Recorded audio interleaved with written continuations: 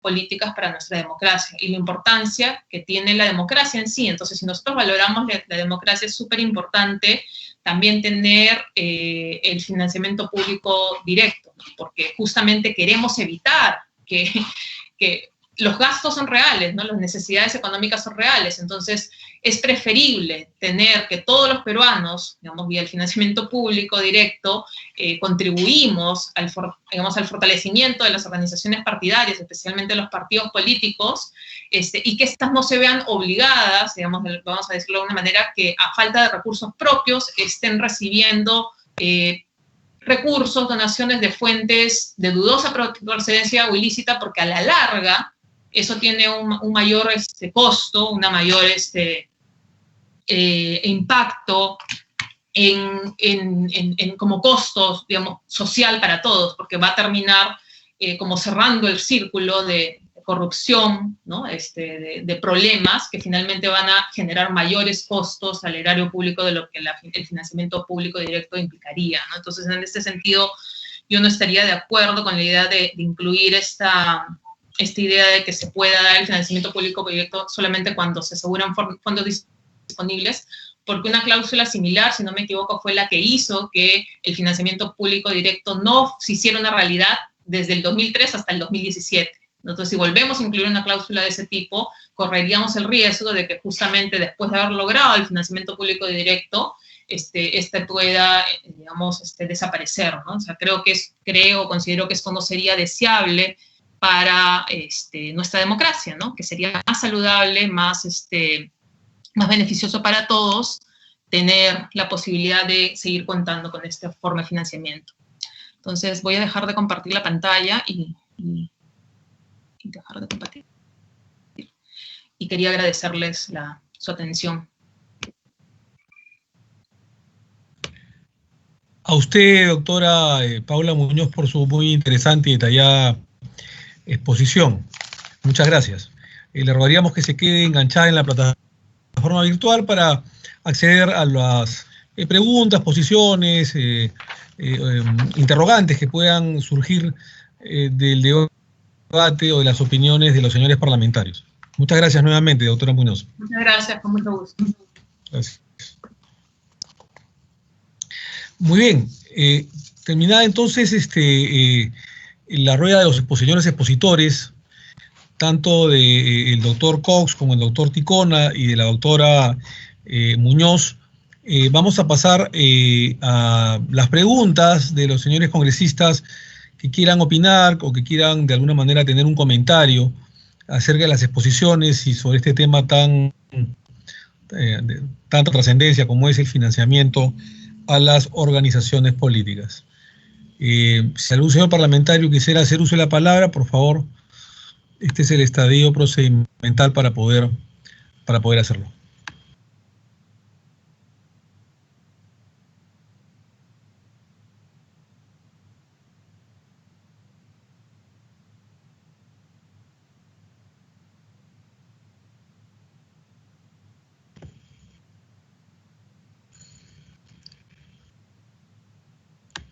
Congresista Chávez, ¿me pidió la palabra?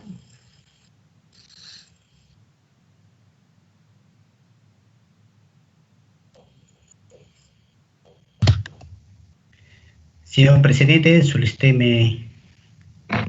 Ya, perfecto. Acabo de verlo, sí. Tiene uso de la palabra el congresista Alcides Raime, con todo aprecio. Adelante, por favor. Muchas gracias, señor presidente. La primera pregunta sería para el doctor Víctor Ticona, el presidente de Jurado Nacional de Elecciones.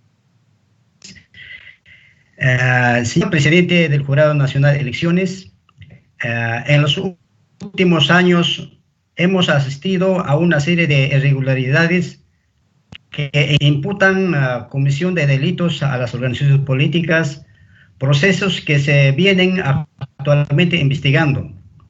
Al imputársele haber recibido aportes para la campaña política que habrían provenido de actividades ilícitas como lavado de activos u organizaciones criminales. Ante ello, señor presidente de Jurado de Elecciones, ¿considera usted que debería contemplarse el levantamiento del secreto bancario y los aportes e ingresos por actividades proselitistas deberían hacerse en línea, en concordancia con la avanzada tecnología existente? Y otra pregunta haría para el doctor, al señor jefe de Oficina Nacional de Procesos Electorales, señor, rompe dentro del procedimiento sancionador. Nunca ha podido cobrar una multa. ¿Considera usted que la OMP debería tener facultades coactivas con la finalidad de por esta oportunidad que me da? Gracias, señor presidente.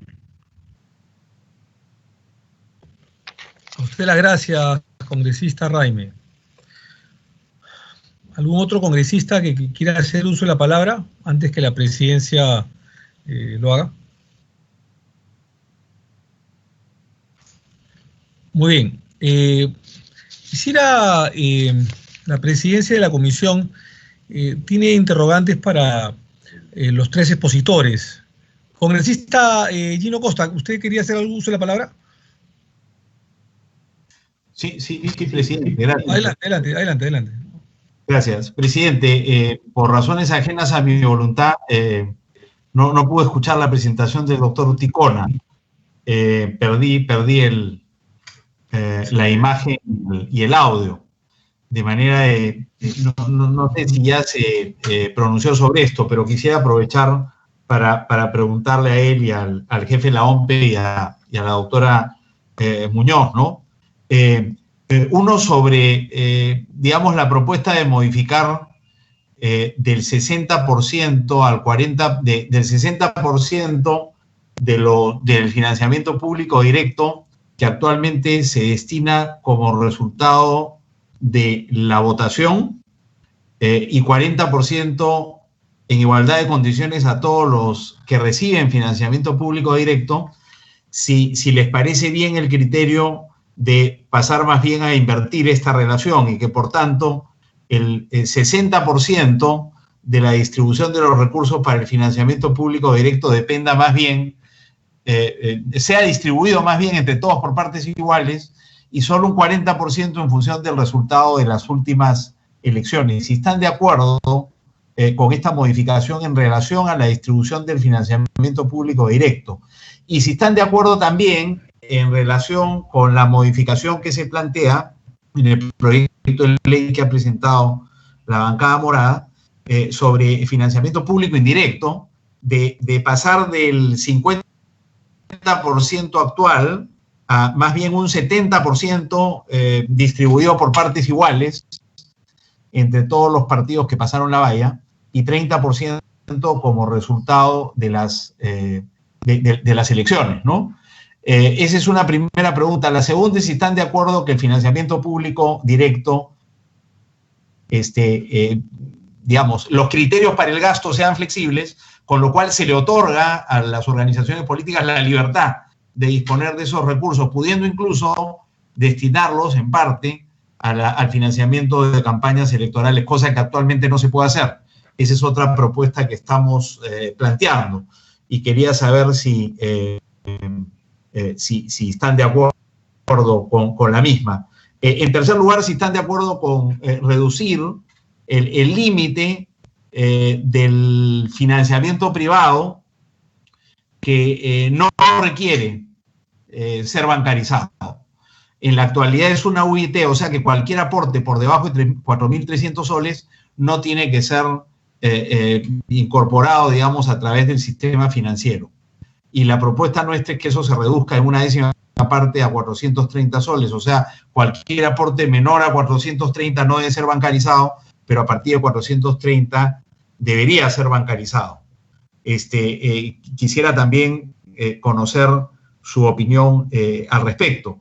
En cuarto lugar, sobre la cuenta o cuentas de los partidos para el manejo de sus fondos de campaña sujetos a la supervisión de la OMPE. Entiendo que el organismo, es la propuesta que estamos haciendo, que el organismo que supervisaría el ingreso y la salida de recursos de esas cuentas sin secreto bancario sería la OMPE. ¿Qué opinión tienen ustedes al respecto? En sexto lugar,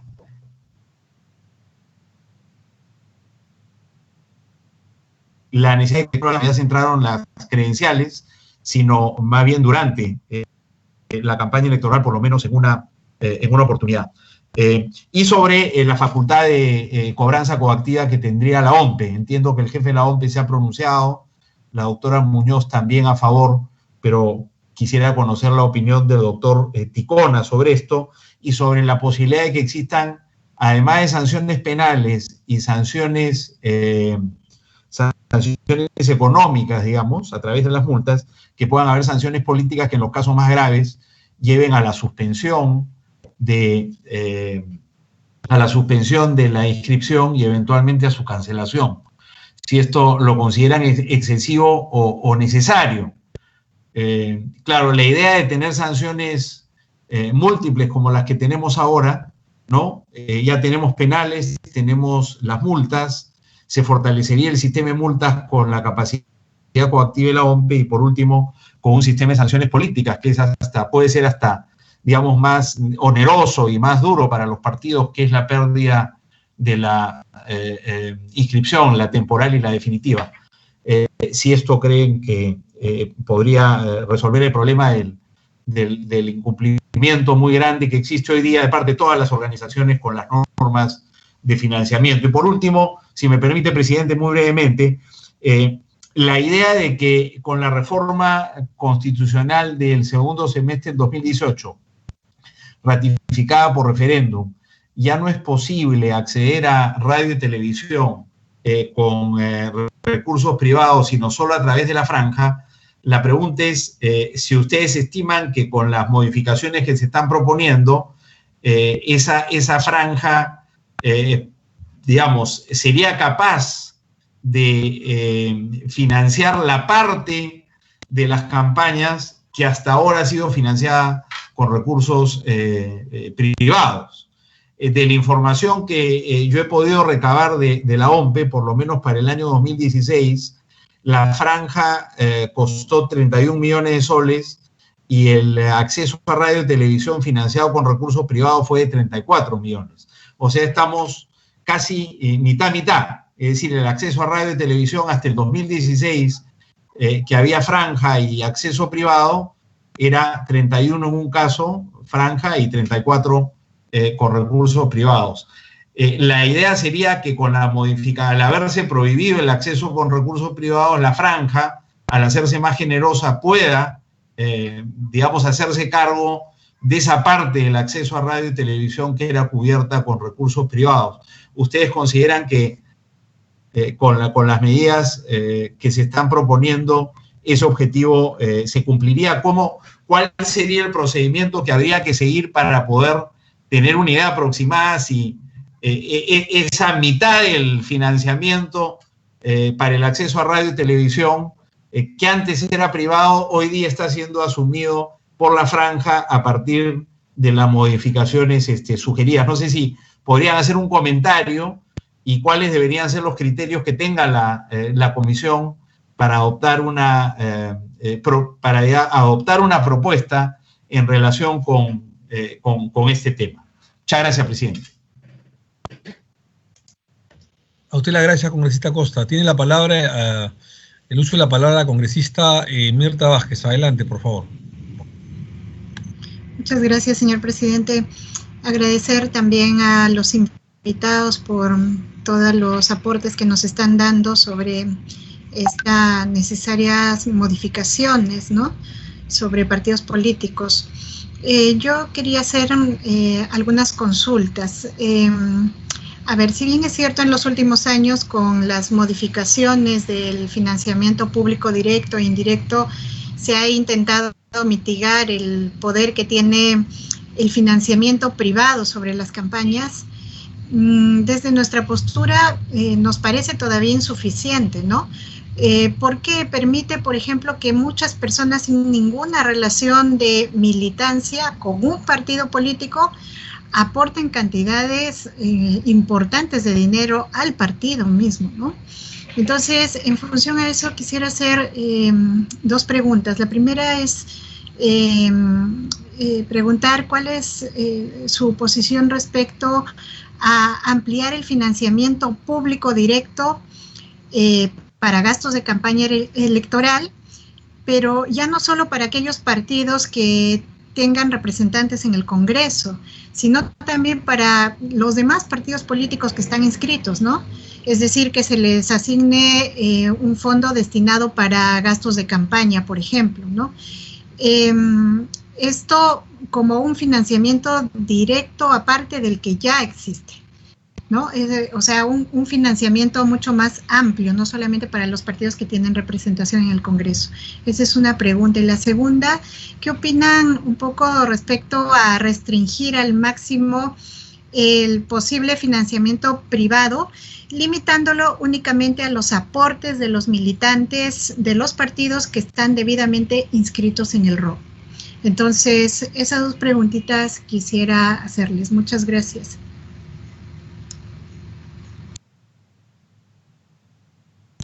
Muchas gracias, congresista Vázquez. Tiene el uso de la palabra el congresista Isaías Pineda, con todo aprecio. Adelante, por favor. Por favor, los congresistas que hagan el uso de la palabra y tengan preguntas para los invitados, sería bueno que señalen si la pregunta es para un determinado expositor, orador, o si es para todos, para que cuando el expositor al final haga el uso de la palabra pueda saber cuál fue el destinatario de la pregunta respectiva. Congresista Pineda, por favor, y luego la congresista Monte. Congresista Pineda, adelante, por favor.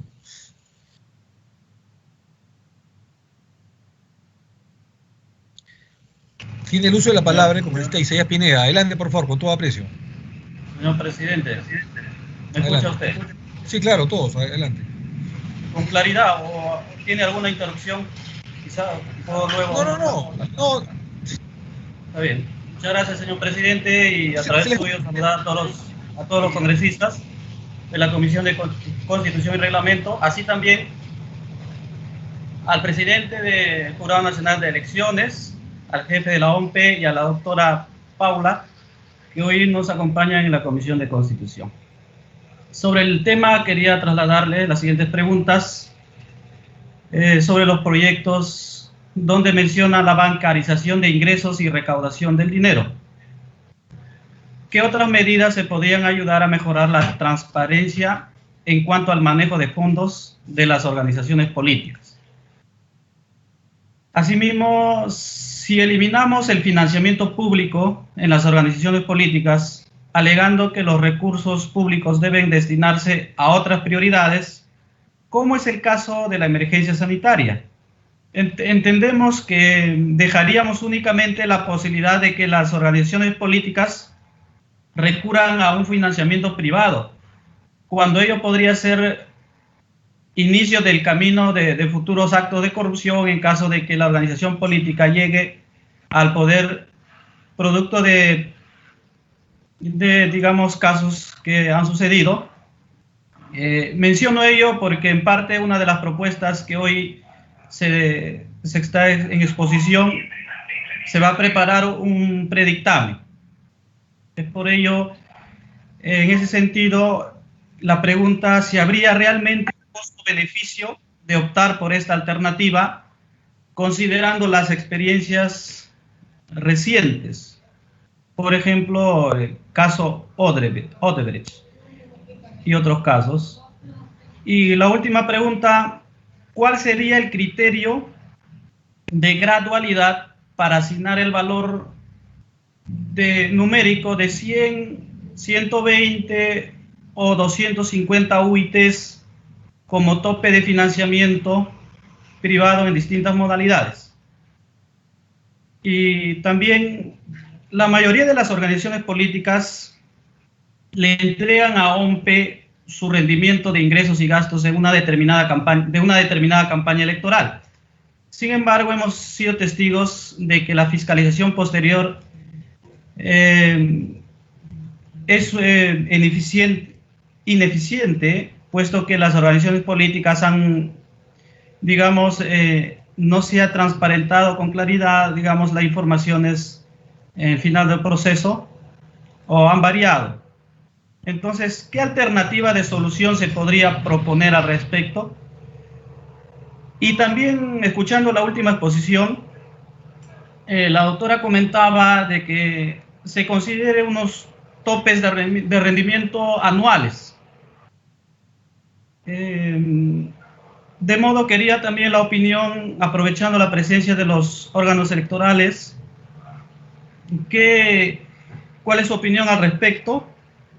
Ya que buscamos también mantener el proceso de poder determinar los representantes en cualquiera de los niveles de gobierno cuando uno concluya el proceso de poder elegirlos en cada organización política en nuestro país. Muchas gracias por sus respuestas, presidente. Gracias.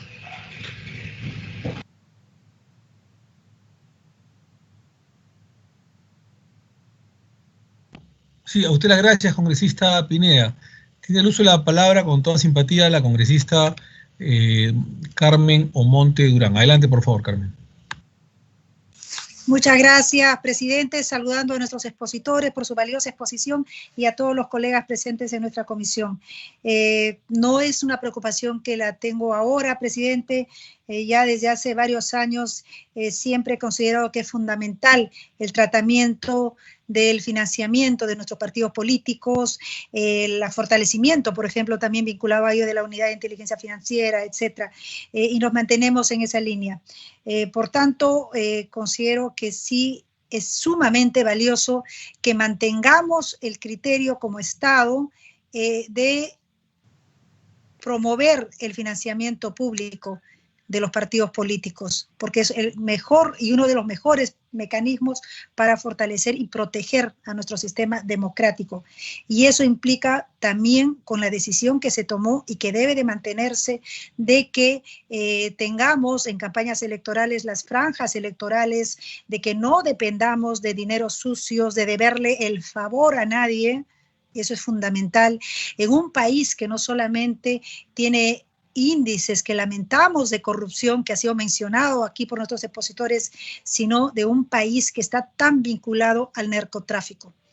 Entonces, mientras tengamos esas amenazas como país, con mayor razón tenemos que proteger en las campañas electorales la decisión de los electores y finalmente quienes asumen el poder, que haya la menor dependencia de dineros privados que se utilicen a gran escala, sobre todo en aquel espacio donde hay mayor inversión, que son en los medios masivos de comunicación. Por tanto, es importante que se mantenga el mecanismo de las franjas electorales. Y va mi pregunta y mi reflexión para nuestros expositores. Si podría ser posible que justamente en aras de defender nuestra democracia y teniendo en cuenta esta campaña tan complicada que la vamos a tener paralelamente a esta crisis sanitaria, pueda hacer que se amplíe, se anticipen los plazos para que ya se inicien las franjas electorales. Considero que eso es fundamental. Este es un tema no solamente de que va en apoyo al derecho del electorado de saber más, de informarse, y para eso necesitamos tiempo, evidentemente, por la magnitud de la dificultad de hacer una campaña convencional, sino también el derecho de los partidos políticos, de los candidatos, de dar el mensaje adecuado con respecto a sus planes de gobierno, a cada punto que le interesa a la ciudadanía. Entonces, si es que es factible anticipar, ampliar el plazo para que se puedan ya entrar en aplicación las franjas electorales. También cómo se manejan con los canales y radios locales, que allí todavía creo que hay un reto pendiente, ¿no? Es mucho más fácil controlar, manejar a través de los medios masivos de alcance nacional. Pero también tenemos miles de medios locales que también son un vehículo importante y necesario en una campaña electoral. Y en segundo lugar, va mi reflexión sobre todo con lo expuesto por nuestra expositora con respecto a que se pueda distribuir el financiamiento público en un porcentaje igual entre todos los partidos. Si bien esta posición igualarista suena bien, de verdad que tiene un enfoque que suena bien, considero de que más bien podría estar distorsionando la institucionalización de los partidos, porque alienta con recursos a los partidos aventureros que surgen y desaparecen en las campañas electorales, que no logran tener una presencia en el Parlamento, y va en contra de disminuir la alta volatilidad de los partidos cada 5 años. Hay que fortalecer, hay que apoyar a los partidos que realmente han hecho un esfuerzo previo a la campaña electoral para lograr tener ese peso a nivel nacional, de lograr conmover, lograr persuadir, lograr convencer al electorado. Porque si no, lamentablemente vamos a seguir sufriendo con estos partidos que mayormente, no quiero calificar a todos, por favor, pero muchos de ellos pues se convierten en vientres de alquiler de figuras que puedan tener un protagonismo inmediato, y porque finalmente un incentivo como este, pues evidentemente hace que siga siendo atractivo tener un partido político que no está cumpliendo con los requisitos que deben de tener nuestros partidos políticos, que es de presencia nacional, de tener idearios, de tener militantes, de tener una actividad viva, partidaria, fuera de la campaña electoral. Muchas gracias, presidente. A usted, congresista Monte, gracias. Tiene el uso de la palabra el congresista Vázquez Becerra. Adelante, por favor. Muchas gracias, señor presidente. Un cordial saludo y felicitaciones a los exponentes del día de hoy. Quisiera yo participar muy referido a que las reformas, las normas que nosotros y las leyes que imitamos en materia electoral y en materia de partidos políticos, creo que deberíamos tomar en cuenta básicamente nuestra realidad nacional. Y lo quiero plantear desde un enfoque, por lo mismo que yo soy representante de una región, porque la propia experiencia política que nosotros tenemos y la experiencia de las campañas electorales en las cuales hemos vivido nos permiten transmitir que las leyes no pueden estar pensadas solamente en Lima. Y yo lo digo con mucha sinceridad, no con ánimo confrontacional, sino con un ánimo reflexivo. Y este ánimo reflexivo está vinculado a que las elecciones son es un reflejo de nuestra democracia y tiene que haber la mayor información posible. Entonces, respecto a las franjas electorales, no es el mecanismo más adecuado, vamos a decir, para darle la información al elector en las zonas rurales. Yo creo que tendríamos, o es un reto, considerar que las franjas electorales también consideren un elemento fundamental de lo que son las radios, emisoras locales, incluso canales de televisión locales, porque son los que más llegan a la población rural. Y yo hablo de población rural, no estoy hablando de comunidades campesinas, estoy hablando incluso de distritos, provincias, en las cuales no llegan las señales abiertas de televisión y no llegan en realidad todos los canales de televisión. Entonces creo que la democracia se fortalece primero con partidos políticos institucionales fortalecidos, con presencia nacional, pero también con pobladores, con electores que tengan la información. En este último congreso, en el cual nosotros hemos sido elegidos, nosotros los que somos representantes de las regiones, que hemos hecho campaña política, a veces llegamos a comunidades, llegamos a distritos donde la población no sabe ni siquiera qué elección se está llevando a cabo. nos preguntaban nuevamente, son elecciones municipales y teníamos que hacer nosotros, además de hacer una propaganda electoral, informarles de qué elección se estaba llevando a cabo.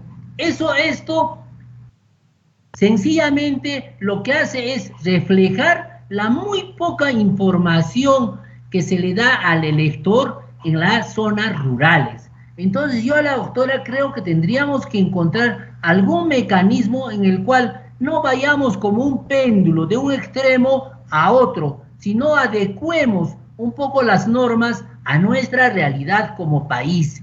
Eso creo que sería interesante, porque ahí es donde nuestra democracia se va a fortalecer, donde nuestros resultados van a ver, y obviamente doctor Ticona, donde se da cuenta exactamente qué grado, qué porcentaje hay de votos viciados, nulos, en blanco, que es reflejo claramente no solo del nivel educativo, sino de la poca o la nula información electoral que le llega a millones de electores de nuestro país. No pensemos solo en Lima o en las grandes ciudades, sino también en el elector que requiere transmitir su voto en las zonas rurales. Solamente eso, señor presidente, como un aspecto de reflexión y para que sí pueda ser considerado por la doctora Fuentes o por cualquiera de los, digamos, expositores, mis aspectos de reflexión para que se consideren las normas las zonas rurales. Muchas gracias. Muchas gracias, congresista. Tiene el uso de la palabra el congresista Carlos Almería. Adelante, por favor. Presidente, disculpe, solo había hecho mi asistencia, presidente, ya que llegué un poco tarde por una deficiencia vehicular. Gracias, presidente. Muchas gracias. Se tome entonces damos la bienvenida a la congresista Carlos Almerí. Por favor, secretaria técnica, sírvase consignarla. Tiene el uso de la palabra el congresista Rubén Ramos Zapana, con todo aprecio. Adelante, por favor. Muchas gracias, señor presidente. Saludar también a los invitados, sobre todo al presidente del Jurado Nacional de Elecciones. Yo preguntaba, señor presidente, tal vez mi pregunta, mi inquietud, mi comentario no sea exacto con el tema que estamos tratando, pero he escuchado y quisiera transmitir esa pregunta, esa inquietud, esa duda que me ha dejado en el último discurso presidencial y también, ¿no?, con el discurso del ex primer cateriano y del último, el primer Martos, donde hablaban de que ellos garantizaban la transparencia y otros adjetivos más en las elecciones 2021. Y la inquietud es, yo lo transmito al presidente del Jurado Nacional de Elecciones y también al jefe de OMPE, el premier o el presidente es la institución o la persona que garantiza la transparencia. ¿Acaso no es el Jurado Nacional de Elecciones y la OMPE, y no el presidente de la República, y no el premier? Me quedo esa duda. Además también, termino, señor presidente, de que los partidos políticos, yo suscribo las opiniones, sobre todo del colega que me ha antecedido, Vázquez, el congresista Vázquez, de que se tiene que fortalecer los partidos. Hablábamos en uno de los proyectos o dictámenes de impedimentos de los candidatos a elecciones populares. Eso se puede también en el mismo partido. Los mismos partidos pueden seleccionar poniendo unos requisitos, ¿no? Por ejemplo, ya no a nivel órganos electorales en este caso, sino ya los partidos políticos deberíamos seleccionar, llevar, digamos, candidatos idóneos. Bueno, señor presidente, muchas gracias. Quería redundar esa inquietud, trasladarlo al presidente del Jurado Nacional de Elecciones y de la OMPE, quienes en realidad aseguran la transparencia. ¿El presidente de la República o Jurado Nacional de Elecciones, OMPE o un premier? Gracias, señor presidente. Muchas gracias, congresista Rubén Ramos Zapana. Si algún congresista tuviera una última intervención antes que la presidencia de la misma intervenga. Bueno, muy bien. La presidencia de la Comisión de Constitución y Reglamento, quisiera hacerle algunas interrogantes, en verdad, a los tres conferencistas, a los tres expositores el día de hoy. Son interrogantes creo que válidas, que la verdad que nos gustaría que puedan ser absueltas por los tres invitados. Todos los proyectos de ley, como ustedes saben, tocan el tema de la supervisión que hace la OMP de las finanzas partidarias privadas. Y creemos nosotros que establecen tres tipos de preocupaciones, ¿no? Primero, el origen de los fondos y los topes que deben establecerse, como bien ustedes lo han señalado el día de hoy. Segundo, la rendición de cuentas de estos fondos, rendición de cuentas que puede ser a través de un control concurrente, un control a posteriori. Control concurrente, creo que la mayoría de congresistas está de acuerdo, los invitados también. Y las sanciones que debe establecer de alguna manera la OMP y las facultades que debe tener para cobrarlas. Quisiera que por favor se pongan en el siguiente escenario los invitados, por favor, para que puedan absolver las interrogantes que el día de hoy un poco les venimos a plantear.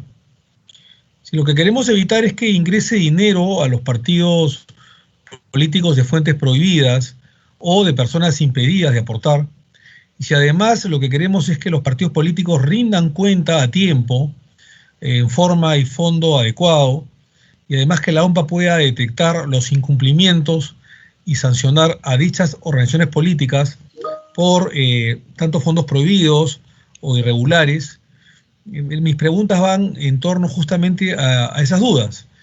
Primero, preguntarle si es posible que la OMP, o sería posible que la OMP administre en todo caso un fondo partidario, una especie de fideicomiso, donde los partidos y sus aportantes puedan dar su dinero directamente, ¿no? Este es un tema creo que central, que me gustaría que lo puedan absolver, ¿no? Si es que la OMP, repito, puede administrar un fondo partidario, una especie de fideicomiso, donde los partidos y sus aportantes puedan dar, repito, su dinero directamente.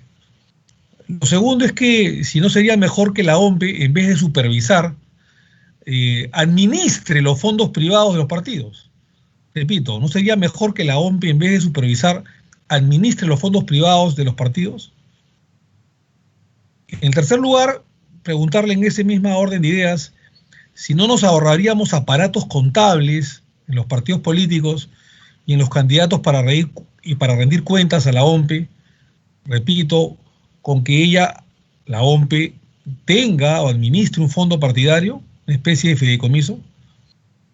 Lo cuarto es que no sería mejor que la OMP contrate estos servicios contables para su labor de administración de los fondos privados. Si la OMP administrara pues los fondos privados de los partidos, no podrían... Esa es un poco la idea que tenemos, ¿no? Tal vez una idea revolucionaria, pero creo que es válida, y que para que el jurado, la OMP y la doctora Muñoz puedan absolver esta pregunta, ¿no? Es decir, si la OMP administrara los fondos privados de los partidos políticos o a través de un fideicomiso, nosotros pensamos que no podrían colarse aportantes indebidos ni fondos prohibidos, o como se decía en Colombia, los dineros calientes, ¿no? De narcotráfico o corrupción, si es que la OMP administrara directamente los fondos privados de los partidos. Además, la OMP tendría pues toda la información en tiempo real de los gastos de campaña. Incluso se podría habilitar una plataforma digital para hacer estos gastos, tipo, pues no sé, Perú Compras, ¿no? Algo así. Y así los partidos no estarían sujetos a sanciones que podrían afectar su marcha ordinaria. ¿Por qué? Porque la OMP administraría directamente los fondos privados de los partidos políticos. Es decir, ¿no es mejor en todo caso prevenir que solamente controlar con sanciones? Es otra pregunta. Todo respecto a esto, ¿no? A esta idea de que la OMP sea el administrador de este financiamiento, estos dineros, ¿no? Y la pregunta final es, obviamente, si es posible lo que mi despacho, y no solamente como presidente de la comisión, sino como congresista de la República, estoy planteando, ¿no? Repito, creo que una idea para más rápida, más breve, con mayor legitimidad y transparencia, sería justamente que la OMP pudiese administrar un fondo partidario repito, como una especie de fideicomiso, ¿no? Donde todos los partidos aportantes puedan dar su dinero directamente a través de la OMPE. Esto es con respecto a esa idea, ¿no? Sobre el segundo tema, que es muy importante y que lo mencionó mi colega de bancada, Carmen Omonte, entre otros colegas, sobre la ampliación de la franja electoral, ¿no? Me pregunto, ¿no? Si es posible pensar en una franja electoral también en redes sociales, porque se ha hablado mucho, mis queridos amigos, sobre una ampliación de franja electoral, pero en medios convencionales, ¿no? De difusión masiva como la televisión o la radio fundamentalmente. Pero, ¿qué les parecería también que esto se pueda ampliar en redes sociales, ¿no? Lo segundo es si se puede establecer un sistema de elección de organizaciones políticas sobre los espacios que les corresponde, que no sea pues a través de un sorteo, ¿no? Porque creo yo que este tema del sorteo ha fracasado, ¿no? Incluso Percy Medina, que es el presidente de IDEA Internacional, señaló en varias oportunidades, y aquí en la Comisión de Constitución, cuando se lo invitó, sobre el fracaso de estas franjas electorales, ¿no? Que eran inocuas, hasta aburridas para el electorado, ¿no? Para los millones de electores, y que prácticamente eran poco vistas, ¿no?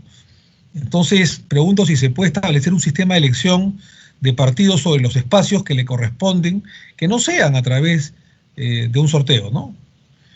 En tercer lugar, pregunto yo si no sería mejor una especie de catálogo de espacios en radio, televisión y redes sociales, apuntar esto, redes sociales, de donde los partidos escojan de acuerdo a sus estrategias políticas. Repito, ¿no sería mejor una especie de catálogo en espacios en radio, televisión y redes sociales en donde los partidos escojan de acuerdo a sus estrategias políticas? ¿No sería más interesante e inteligente ello? Y finalmente, preguntarle a los invitados si la OMPE está en capacidad de desarrollar rápidamente una plataforma para poder ejecutar la franja a través del sistema de elección de espacios. Eso le preguntaríamos directamente al doctor Cox, y aprovechando que él mismo lo ha señalado, en manifestar que a fin de mes o entre pocos días él termina su gestión. También preguntarle al señor Cox, de alguna manera, cómo va a ser esta transferencia, ¿no? Y de qué manera puede afectar el desenvolvimiento de la próxima campaña electoral en tiempos de COVID. Y también preguntarle, dicho sea de paso, al presidente del Jurado Nacional de Elecciones, señor Ticona, que tenemos entendido que no solamente él, sino que todo el colegiado, los 5 miembros del jurado también cumplirían, digamos, su función, su gestión, y pasaríamos a los relevos, ¿no? En qué medida esto también podría afectar el desenvolvimiento de las próximas elecciones, si esto puede tener un efecto negativo o no, ¿no? Es la preocupación que creo que tenemos todos los miembros del Congreso, y en especial esta Comisión de Constitución, aunque tenemos entendido que también se podrían acoger al artículo respectivo en relación a que podrían quedarse excepcionalmente en tiempos de elecciones, ¿no? Pero también preguntarle al doctor Ticona y al doctor Cox sobre el punto final, digamos, de la gestión de ambos miembros, presidentes de ambos miembros de los jurados electorales, de los sistemas electorales como OMPE y jurado, que esto pudiese afectar de alguna manera la próxima campaña y las próximas elecciones, ¿no? Si nos pudieran comentar un poco sobre la transferencia del mando y cómo está en estos momentos ello. Y de paso ratificarle al doctor Cox sobre si la OMPE está en capacidad de desarrollar rápidamente una plataforma para poder ejecutar la franja a través del sistema de elección de espacios. Bueno, muy bien. Habiendo acabado las preguntas para los señores expositores, tanto de los colegas parlamentarios, señores congresistas, como las interrogantes e ideas de la presidencia de esta digna Comisión de Constitución, damos paso por orden de exposición para las respuestas respectivas o comentarios respectivos a los ilustres invitados. En primer lugar, tiene el uso de la palabra por el tiempo que considere menester al presidente del Jurado Nacional de Elecciones, el doctor Víctor Ticona Postigo, por el tiempo que considere menester para contestar todas las preguntas de los señores parlamentarios. Adelante, por favor, doctor Ticona. Sí, muy agradecido, señor presidente de la Comisión de Constitución, señores congresistas. Efectivamente hay una serie de inquietudes, ¿no?, que se han formulado a raíz de este tema, financiamiento de las organizaciones políticas. Hay algunos temas puntuales en los cuales podemos nosotros dar nuestra opinión o comentario, pero veo que la mayor parte están referidas al tema de OMPE, ¿no?, y también a la participación de la doctora Paula Muñoz Chirinos, ¿no? En cuanto a la intervención del señor Alcides Reime sobre si es factible que se puede considerar el levantamiento del secreto bancario en las organizaciones políticas, en las cuentas, en vista del antecedente que ha habido de estos procesos penales muy publicitados por los medios de comunicación social. Nosotros consideramos que habiendo de por medio un tema de interés público, sí es viable el levantamiento del secreto bancario, que puede ser reconfirmado a través de una norma legal. Por otro lado, en cuanto a el tema relativo a la intervención del señor Gino Costa, respecto a que si se puede invertir el 60% que sea por partes iguales y el 40% de acuerdo a la votación, yo creo que es un criterio que puede ser también considerado, puede ser debatido, nos parece importante, ¿no?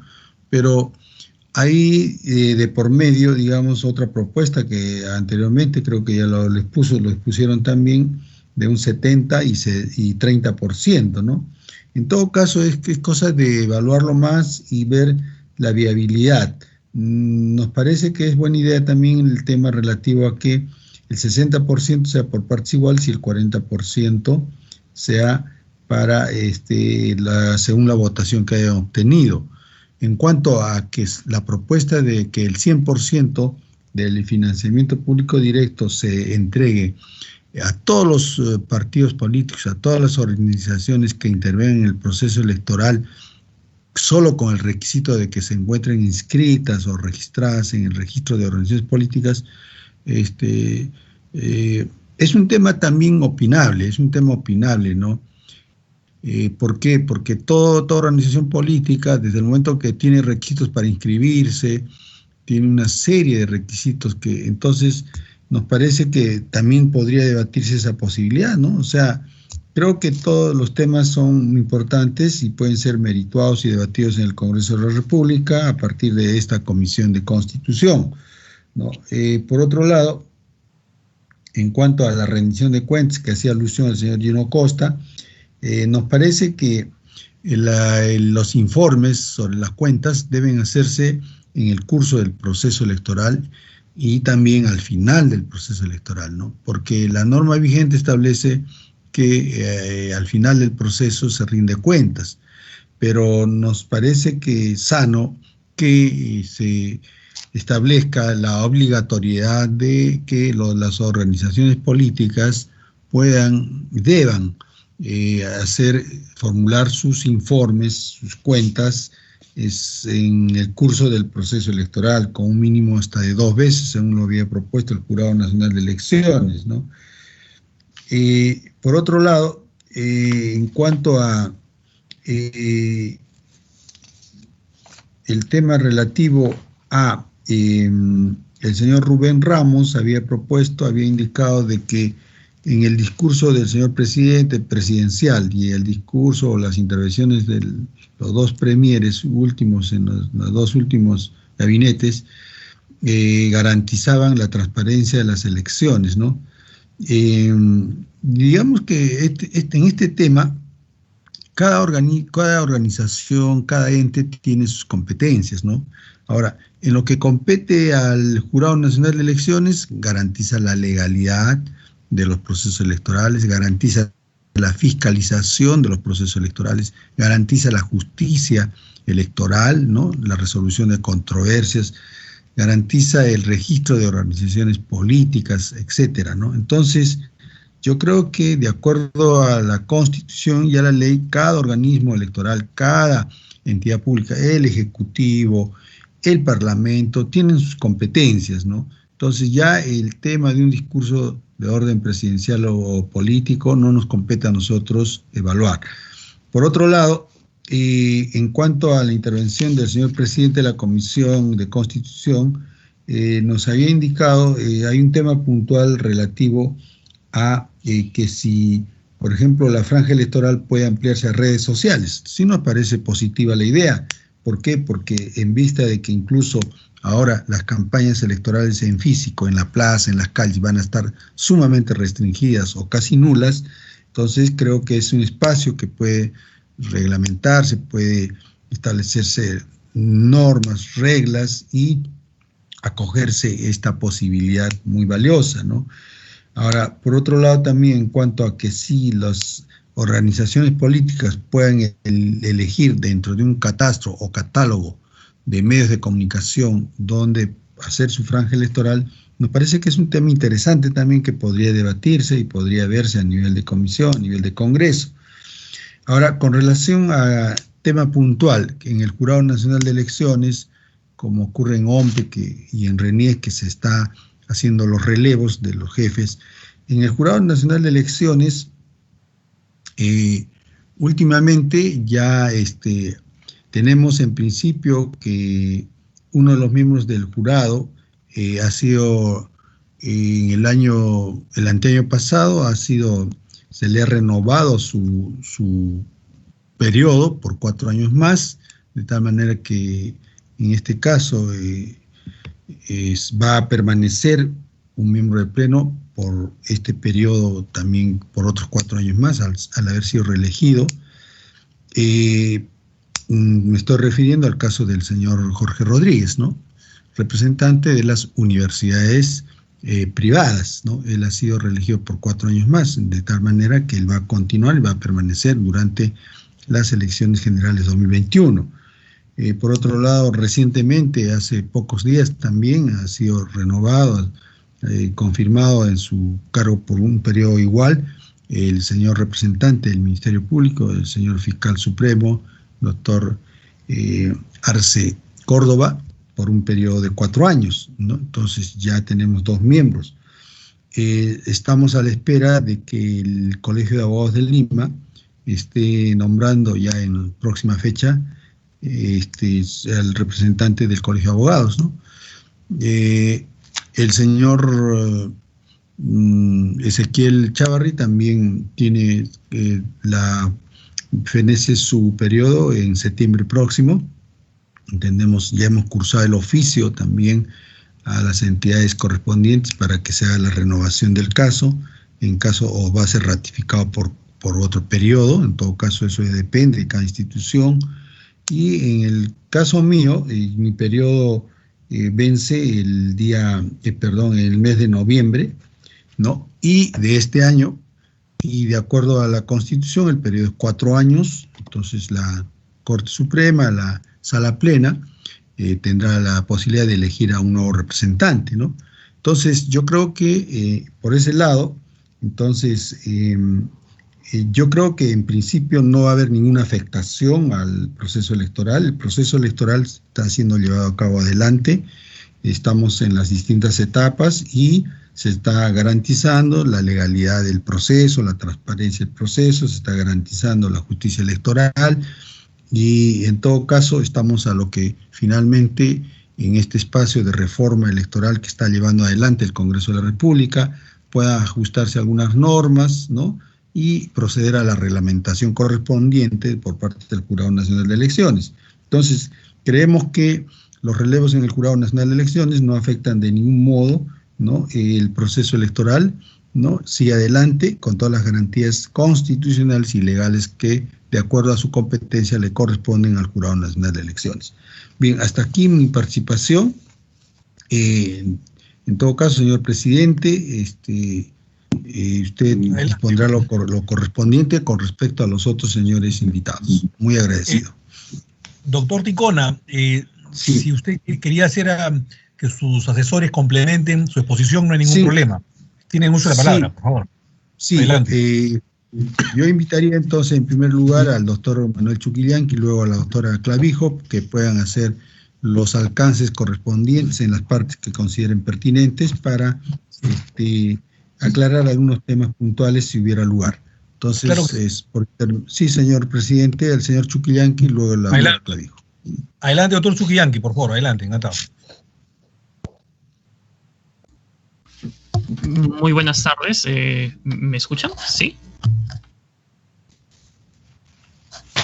Sí, adelante, doctor Chuquillanqui, lo escuchamos, por favor. Sí, solamente destacar nuevamente, siguiendo la exposición que ha hecho el señor presidente, la importancia que tiene el financiamiento de las organizaciones políticas.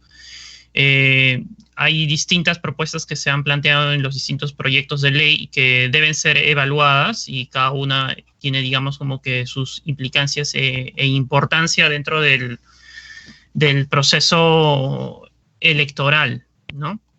Y obviamente lo principal, creemos nosotros, es de que se garantice la transparencia del financiamiento, de la entrega del financiamiento de las organizaciones políticas, ¿no? Y obviamente hacer que el campo sea lo suficientemente equitativo para que el proceso también lo sea para todas las organizaciones que vayan a participar del mismo, ¿no? Y solamente destacar tal vez las propuestas que el Jurado Nacional de Elecciones ha presentado en el proyecto de Código Electoral, que reflejan, digamos que han sido reflejadas también en la exposición que el presidente ha planteado en esta oportunidad. Solamente quería decir eso. Gracias. Muchas gracias. Doctora Clavijo, por favor, adelante. Gracias, señor presidente. Buenas tardes con los asistentes y los señores congresistas. Efectivamente, como inició su exposición el presidente del Jurado Nacional de Elecciones, bajo un criterio principista, el organismo electoral en todo momento, cuando ha presentado los proyectos de ley o ha tenido participaciones en las diferentes comisiones, ha expresado que lo ideal es efectivamente contar con transparencia en el financiamiento de las organizaciones políticas. En ese sentido, el Jurado Nacional de Elecciones, sin perjuicio de un anteproyecto que entregó a los señores congresistas el día de la entrega de credenciales, sí de manera formal en el año 2019 había presentado también un proyecto de ley que tenía básicamente los siguientes lineamientos, ¿no? Y era, en primer término, asegurar que el financiamiento de los partidos políticos sea concentrado a través del tesorero de la organización política. No incluíamos la figura del representante de campaña, sino creíamos que para un mejor control de las finanzas partidarias, el rol del tesorero era primordial y que la rendición de estos gastos debiera ser al menos 2 veces durante la campaña electoral, sin perjuicio de que al final de la campaña electoral se pusiera a disposición de la OMPE la información necesaria para poder hacer la verificación correspondiente. Por otro lado, los gastos de campaña son dineros que se ejecutan básicamente en lograr llegar a la mayor cantidad de población, a la mayor cantidad de electores, para poder la organización política difundir efectivamente sus propuestas.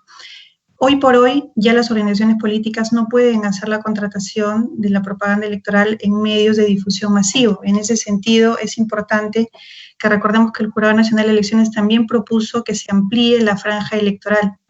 Bien acotó un congresista en la sesión de hoy que estamos en un contexto en el cual va a ser muy valioso que desde un primer momento la población pueda tener acceso a la información de este proceso electoral, de las diferentes propuestas. Entonces, el Jurado Nacional de Elecciones, incluso desconociendo las condiciones actuales, ya desde el año 2019 planteó que era necesario que la franja electoral se amplíe.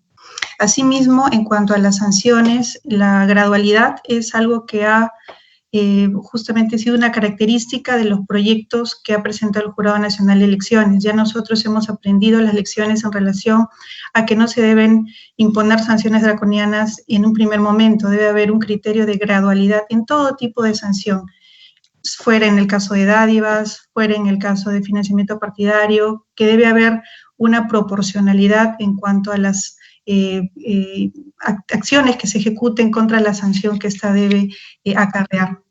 Y finalmente, solo recordar que en la reciente modificación que tuvo el artículo 35 de la Constitución, se establece que el financiamiento público promueve la participación y el fortalecimiento de las organizaciones políticas bajo criterios de igualdad y de proporcionalidad. Entonces, seguramente esto podría abonar como un principio que pudieran tener en cuenta al momento de definir esta graduación que están determinando del 60%, 40 o 50, perdón, 70-30, ¿no?, para la distribución de del financiamiento público indirecto. Gracias, señor presidente. Muchísimas gracias, doctora Clavijo, por su intervención. Y vamos a seguir con la rueda de expositores para que puedan absolver las preguntas, agradeciéndole al doctor Ticona y rogándole que por favor sigan enganchados para cualquier interrogante que pueda haber hacia ustedes. Con todo gusto, señor presidente. Gracias, doctor Ticona. Tiene uso de la palabra el doctor Cox como jefe de la OMPE para poder responder las preguntas que han sido propuestas por los señores parlamentarios. Adelante, por favor. Muchas gracias, presidente. Comenzaré por las planteadas por la presidencia. Respecto a la preocupación de la transferencia, el 26 de agosto la Junta Nacional de Justicia debe informar a la ciudadanía quién sería el elegido para ser nuevamente el jefe de la OMPE. Hay dos competidores y los dos reúnen los requisitos y están pasando por todas las evaluaciones. Por otro lado, hay un equipo muy profesional en la OMPE, que ya ha pasado en los 2 últimos años 7 procesos electorales, 2 de ellos de carácter extraordinario, en tiempos muy reducidos, y todos ellos de forma muy exitosa. Entonces, respecto a la transferencia, no quisiera transmitir hacia la comisión que tengan la confianza y la seguridad. Lo que sí me preocupa, y me preocupa bastante, es que el proceso ya esté convocado y todavía no estén todas las normas y las decisiones sobre este proceso electoral ya planteadas. Y una cosa que hace a que sume la confianza es la información y la seguridad de la información para que los ciudadanos, los partidos políticos, los candidatos tengan claramente todas las reglas de juego en que se va a realizar el proceso. Y esto es un proceso electoral ya convocado y todavía hay decisiones pendientes. Yo reconozco y felicito el tremendo esfuerzo que está haciendo la Comisión de Constitución por sacar todas las normas pendientes, pero invocaría a que se hagan lo más rápido, porque es importantísimo para la confianza la información sobre cuáles son las reglas de juego que van a llevar el proceso electoral que ya está convocado. También felicitar las propuestas. Creo que son muy interesantes las propuestas de poder tener un fideicomiso para que esta puedan administrar los recursos de los partidos. Me parece muy interesante, pero hay que hacer una evaluación muy profunda de estas propuestas, recordando que los partidos políticos pues son organizaciones civiles y tienen la independencia de la administración de sus recursos, pero no dejaría pues este planteamiento de que haya un fideicomiso. No lo descartaría, pero hay que evaluarlo profundamente. Respecto a la cobranza coactiva, si OMPE debe tener cobranza coactiva, creo que es urgente que esto se dé, porque hay un costo muy grande que tiene la oficina en levantar los informes y todos los procedimientos para llegar a una sanción a un candidato, a un partido político, y que este costo no se haga realidad efectiva y se tenga que acudir a un proceso judicial con todos los tiempos y costos que sabemos de lo que significa ello. Entonces, hasta la fecha, me acaban de informar que de todos los procesos administrativos sancionadores que hemos realizado, solo un partido ha cumplido con el pago de. Entonces, es importantísimo que tengamos la capacidad de cobranza coactiva como lo tiene la SUNAT y la tienen las municipalidades, ¿no? Entonces, eso es muy importante que se apruebe. Respecto a la proporcionalidad para financiamiento público directo y financiamiento público indirecto, sí consideramos preferibles que sea 60% de igualdad y 40% de proporcionalidad en el financiamiento público directo, y para el financiamiento de público indirecto, 70% en igualdad y 30% en proporcionalidad. La incorporación del criterio de igualdad como el preferente guarda relación con la equidad como valor democrático, y ello implica que la redistribución que se propone en ambos financiamientos resulta favorable. También consideramos lo señalado por el congresista Costa, de que la bancarización de los aportes sea un 10% de la UIT. Estamos de acuerdo, pues ayuda a la trazabilidad del dinero y disminuye la posibilidad de menudeo en los aportes o pitufeo. Recordemos que bancarizar garantiza conocer la ruta del dinero. También que la OMPE supervise y acceda a las cuentas es deseable, pues facilita la fiscalización y supervisión. Que se otorgue financiamiento público directo para campañas o organizaciones políticas que no cuentan con representantes en el Congreso merece, a opinión de OMPE, un mayor análisis, incluido el costo y beneficio de la propuesta. Recordemos que en el caso del Perú, el financiamiento público directo es concebido como un mecanismo de los partidos de alcance nacional.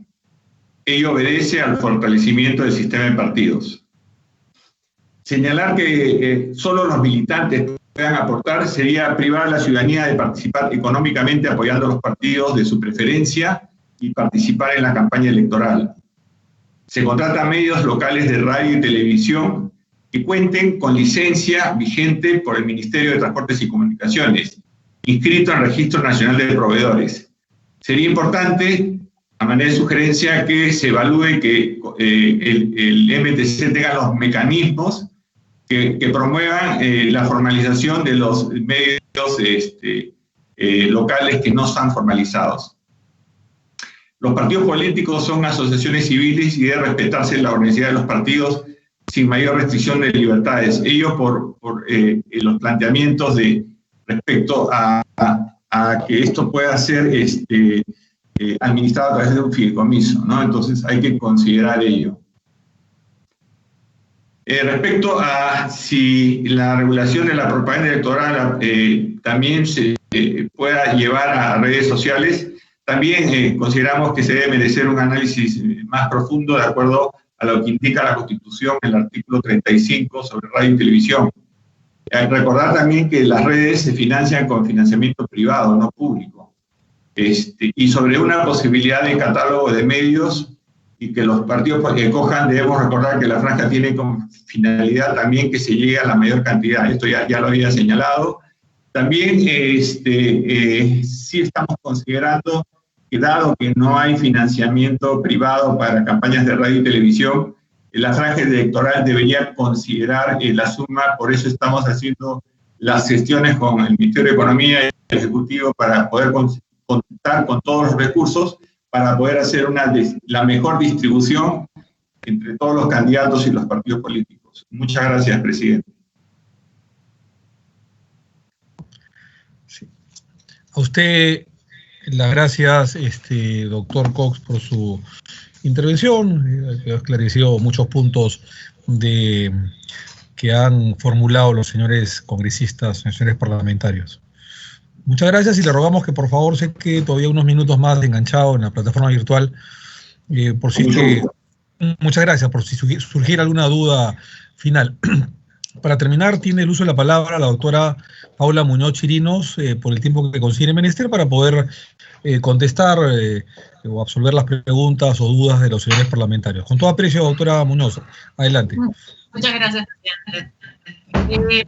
A ver, hay varias preguntas y tal vez antes de ir a responder pregunta por, o sea, como cosas específicas, creo que hay un tema adicional que se cruza en el debate y que va en relación a otro de los temas que fue eje de nuestro informe de reforma política y cuya finalidad es, por un lado, fortalecer las organizaciones políticas, pero al mismo tiempo también garantizando, también mejorando, facilitando también una mejor representación política, ¿no? Entonces, creo que acá se mezclan algunos de estos temas en relación a las dudas que se plantean en torno a, por ejemplo, ampliar o limitar ciertas regulaciones en relación a partidos que están inscritos versus los que tienen asiento, o digamos cómo repartir el financiamiento público indirecto dentro de los que están ya en el sistema representados versus los que no.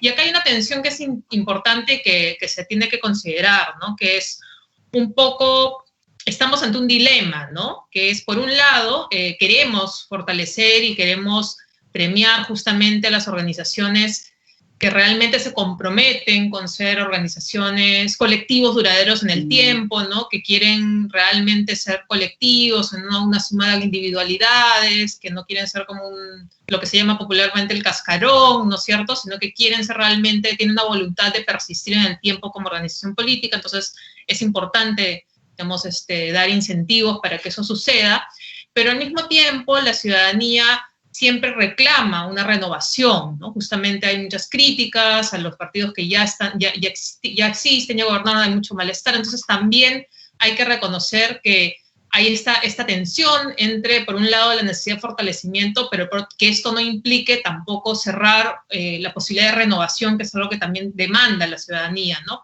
Con la finalidad de ir mejorando poco a poco la representación política, ¿no? Entonces, teniendo esta idea como marco, que me parece importante, tal vez ir a comentar algunas de las propuestas, ¿no? Por ejemplo, en relación a alguna de las propuestas en relación al financiamiento público directo, ¿no? Esta idea de financiamiento que, por ejemplo, que el financiamiento público directo que preguntaba la congresista Vázquez, si el financiamiento político directo podría ser para todos los partidos inscritos y no solamente los que ganan escaños en el Congreso. En realidad, por ejemplo, en ese caso a mí me parece que repartir este dinero entre todos los inscritos podría terminar siendo contraproducente, porque justamente podemos terminar premiando a partidos que no han sido capaces de alcanzar un mínimo, ¿no? de apoyo popular, ¿no? Que ustedes saben que es la valla, ¿no? La barrera. Y en este sentido, esta propuesta no nos ayudaría justamente, aparte de la idea de la renovación y del fortalecimiento, tiene que ver con, entre comillas, limpiar el sistema de los partidos que realmente no son organizaciones colectivas que tienen como voluntad de permanecer en el tiempo y que en ese sentido también no reciben, no logran convencer a la ciudadanía y no logran convencerla, digamos, a tiempo, ¿no? O sea, finalmente esos partidos tendrían una oportunidad también de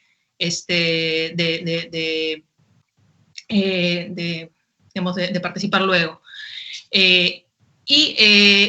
En relación estoy de acuerdo con lo que planteaba el señor Cox, en el sentido de que también como limitar que los aportes sean solamente para militantes podría ser, aportes privados solo a militantes, podría ser un poco privar justamente la posibilidad del partido, que los partidos puedan justamente ampliar, ¿no? su llegada, su alcance, y tratar de involucrar a más ciudadanos, y es una forma.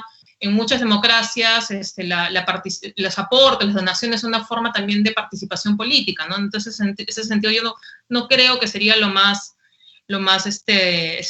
deseable, aconsejable, ¿no? Porque además se limitaría también aún más las posibilidades de conseguir recursos de los propios partidos, porque justamente muchos tienen escasez de recursos propios, ¿no? Entonces, no sé, ahí estaría una tensión que sería, en todo caso, sería debatible, ¿no? entre ustedes, que son los representantes de los partidos, para ver qué piensan, qué otras posiciones hay al respecto, ¿no? En relación al otro tema de algunas otras que tienen que ver con el financiamiento privado, algunas otras preguntas, ¿no? Me parece súper interesante la idea, la propuesta del presidente Chejade, esta esta idea de que la OMPE administre directamente fondos como una suerte de fideicomiso, ¿no? O sea, que la administración directa de fondos, me parece una idea interesante, pero yo considero que es una idea que de pronto necesitaría debatirse con más profundidad, con más tiempo, y que de pronto no tenemos en este momento todos los elementos para tener una respuesta, ¿no? Una respuesta definitiva.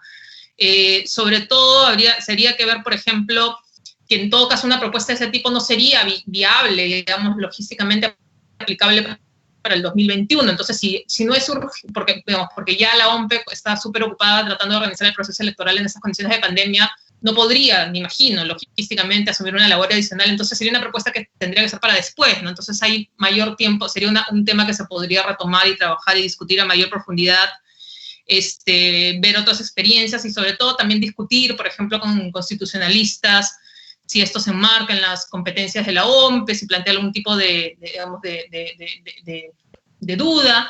Y otro tema que también yo me ponía a pensar es como si tal vez esto podría también afectar su función de supervisión, ¿no? En el sentido de, al ser la OMPE misma administrador de fondos privados, su rol de supervisión podría ser cuestionado, o ver si, por ejemplo, en términos de sus competencias, la labor principal de la OMPE, que es organizar procesos electorales, podría verse cuestionado, si es que existen cuestionamientos a la forma como está administrando los recursos. Entonces creo que es un tema interesante, pero que ameritaría un debate mucho más profundo, recabar más información, ¿no es cierto?, hacer una investigación, y que en todo caso me parece que es algo que se podría seguir discutiendo, ¿no? En relación a otras preguntas que ha habido, a ver, sobre criterios, por ejemplo, el congresista, que ya no me acuerdo quién fue, nos preguntaba sobre un poco por qué el congresista Pineda me preguntaba por qué tomamos, digamos, qué criterios tomamos para definir algunos de los topes que se ponen en relación a los montos de aportes a recaudar, ¿no? ¿Por qué 120, 250? Bueno, son topes anuales, que en realidad más que los montos, los números, nosotros lo que cambiamos fue la idea de que fueran topes anuales, ¿no? Los números de alguna manera ya como topes ya estaban en la ley previa, entonces justamente como no seguimos ese criterio, ¿no? Y pusimos topes anuales más que actividad por considerar también los gastos en la campaña ahora ya no van a ser tan onerosos como antes, cuando se permitía la contratación de publicidad privada de forma directa por los partidos, ¿no? Entonces, un poco por ahí tal vez esta respuesta, ¿no?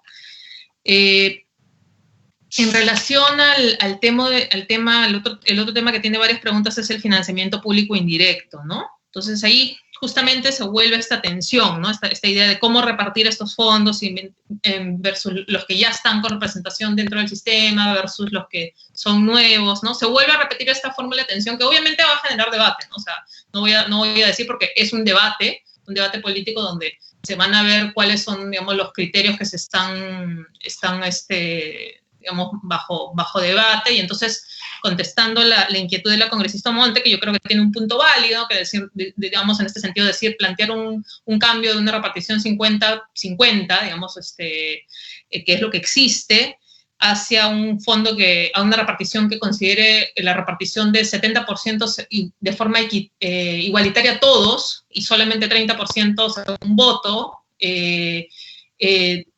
podría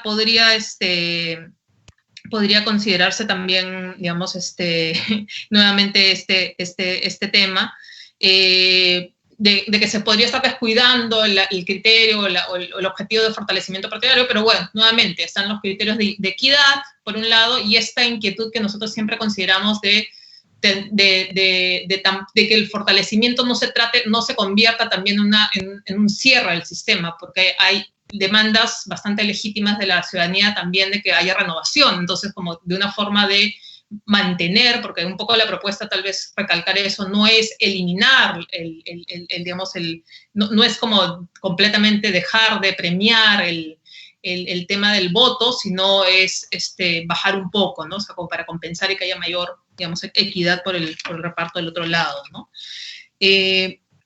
Alguna otra información importante tendría que ver con el tema del funcionamiento de la franja electoral, por ejemplo, con esta idea de tener un catálogo de espacios de medios, ¿no? De espacios como de programas, entiendo, en los medios, según los cuales elegir estrategia.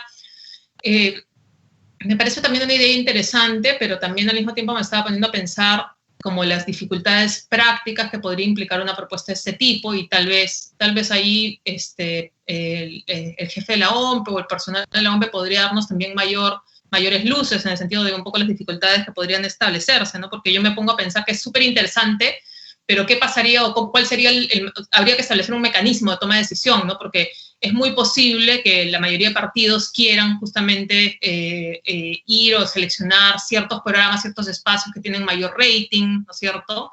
Y entonces, mientras que otros del catálogo no tengan como preferencias, entonces habría que como que ver en casos, si se decidiera uno de ese tipo, cómo se solucionarían controversias. Y ahí me imagino que la idea del sorteo sería inevitable, pero la idea de tener un catálogo y opciones y una posibilidad de elegir me parece interesante. La pregunta también para mí, si en términos de la gestión, ¿no? Para los organismos electorales, sobre todo para la OMPE, eso implicaría demasiado, como, si lo ven viable, ¿no? Si lo ven logísticamente viable, ¿no? Esto yo creo que sería como importante saber. Y había un último punto que me parecía súper importante, que tenía que ver con la preocupación de la información que llega a las zonas rurales, que lo había planteado el congresista Ramos, ¿no? Y a mí me parece también un punto súper importante a considerar, y en ese sentido yo recalcaría el tema de justamente lo que yo me imaginaba como si posible respuesta, que es sin dudas las zonas rurales siempre han tenido un problema, digamos, con información y digamos, más ahora. Tal vez la respuesta ahí, lo que pasa es que es complicado porque es la respuesta en pandemia, ¿no? Pero tradicionalmente en las zonas rurales los políticos hacen más campañas de caravana, o sea, ¿no? De visitas, ¿no es cierto? Porque justamente la gente no necesariamente tiene conexión a grandes medios de comunicación, y en todo caso las radios son una opción de información importante para la ciudadanía, ¿no? El tema de la campaña directa, cara a cara, se ve limitada por el contexto, lamentablemente, en que estamos por el COVID, ¿no? Entonces, habría que fortalecer la posibilidad de llegar a estas zonas. Yo creo que esto va a ser más importante para las elecciones municipales y regionales. Para la campaña nacional, como no hay tanta variedad de propuestas, sino digamos es una elección nacional, lo que sí se debería asegurar es que se contrate justamente con espacios sobre todo de radio, que tengan alcance, llegada nacional, ¿no? Que justamente lleguen hasta las ciudades, a los sitios más remotos. Y la otra opción que justamente plantea la contratación de emisoras locales, plantea el tema del tema de gestión nuevamente. Por eso la participación de la OMPE me parecía importante en ese sentido de recalcar que para que el Estado pueda contratar tendría que haber un proceso de formalización, tendrían que estar inscritos. Entonces, digamos, es algo en lo que se debería avanzar, y no sé si existan ya las condiciones como para hacerlo en este proceso electoral, pero para el siguiente sería algo en lo cual el resto del Estado podría trabajar, ¿no? Creo que he contestado la mayoría de preguntas. Si hay algo que se me haya pasado, por favor, también sientan la libertad de decirme y para reconsiderarlo. Más bien, gracias por las preguntas. A usted las gracias, doctora Paula Muñoz, por las respuestas, por las intervenciones de cada uno y una de ustedes. Así que estamos profundamente agradecidos. Nos queda claro cuál es la posición institucional, tanto del jurado como de la OMPE, y tanto de los proyectos de ley presentados, como de la opinión o tendencia de cada bancada política representado por los miembros del Congreso. También nos queda claro también la posición de especialista, como además ex miembro de la Comisión de Alto Nivel para la Reforma Política, en este caso representada por la doctora Paula Muñoz, y sus opiniones técnicas, pero también al mismo tiempo jurídicas y prácticas. Así que le agradecemos a todos ustedes. Yo no sé si alguien más quiere agregar algo antes de dar por culminado este temas por el día de hoy, claro está, sobre el financiamiento, porque además nos va a servir como los insumos que han aportado el día de hoy todos y todas ustedes para poder ya terminar la elaboración del predictamen final sobre el financiamiento a los partidos políticos o las agrupaciones políticas para las próximas campañas. Así que nos queda bastante claro. Yo no sé si algún congresista o algún ilustre invitado quiere hacer uso de la palabra para terminar, antes de terminar y finiquitar este punto de la orden del día en esta sesión.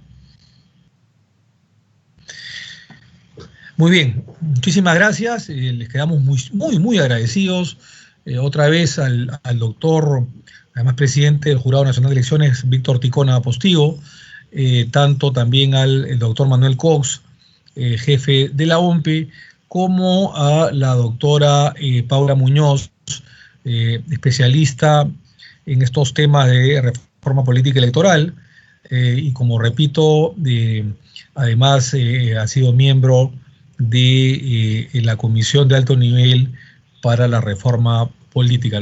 Les agradecemos muchísimo. La comisión está, como siempre, encantado de haberlos tenido el día de hoy, de su participación, de su tiempo, de sus opiniones técnicas, de su informe final, que repito, va a servir también como insumos para la elaboración del predictamen final. Así que muchísimas gracias a todos ustedes.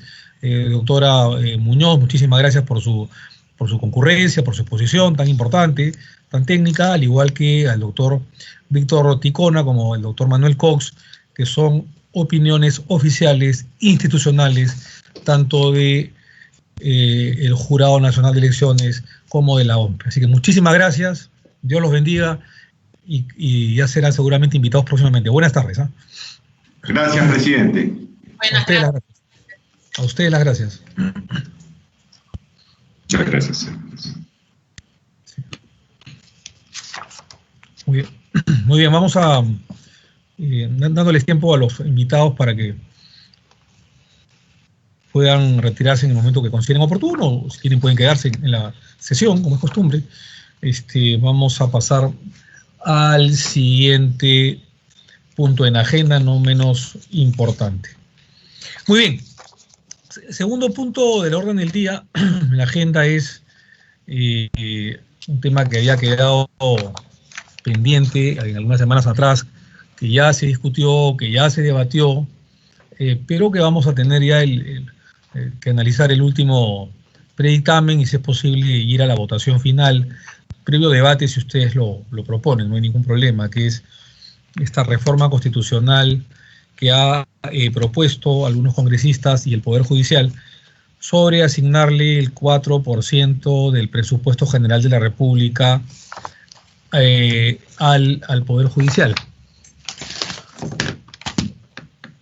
En este camino de cimentar las reformas constitucionales para consolidar la institucionalidad del Perú, creemos que es importante que nuestra comisión dirija su reflexión hacia un tema tan central como es el Poder Judicial. En ese orden de ideas, les estamos presentando este primer predictamen con respecto al Poder Judicial, recaído en el proyecto de ley 1745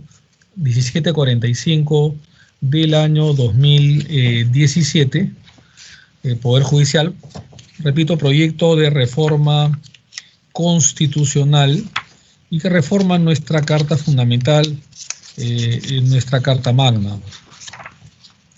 La propuesta legislativa aquí citada busca resolver el problema central, como ya ha sido expuesto incluso por el presidente de la Corte Suprema y el Poder Judicial, el doctor Lecaros Cornejo, José Luis Lecaros Cornejo, busca resolver el problema central de la falta de medios financieros para el cabal desempeño de la trascendental labor que realiza el Poder Judicial en nuestro país. Así, el predictamen que le presentamos, en concordancia con la opinión de los expertos, las consultas recibidas y luego del análisis del problema de la justicia en el Perú, tiene la fórmula final siguiente. Si me acompañan, les voy a agradecer.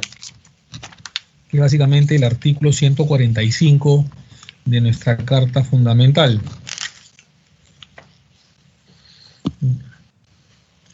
Dice que es reforma constitucional que garantiza una asignación del 4% del presupuesto general de la República para el Poder Judicial.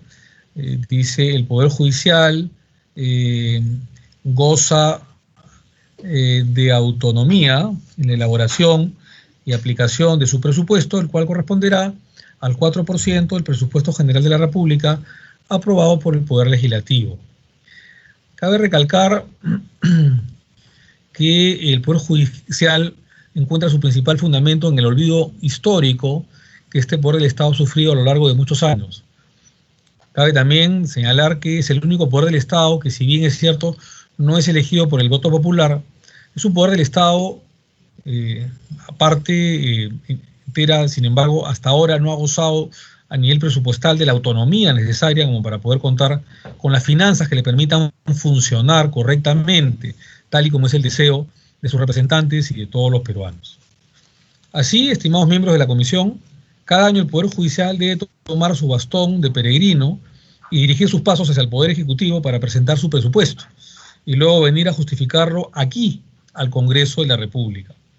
El resultado de este procedimiento, que es históricamente, es que el Poder Judicial ha obtenido en promedio solo el 60% de lo que presupuestado, poco más de la mitad, dejando así áreas de labor judicial absolutamente desatendidas, como ha quedado aclarado en la exposición del presidente de la Corte Suprema y otros congresistas.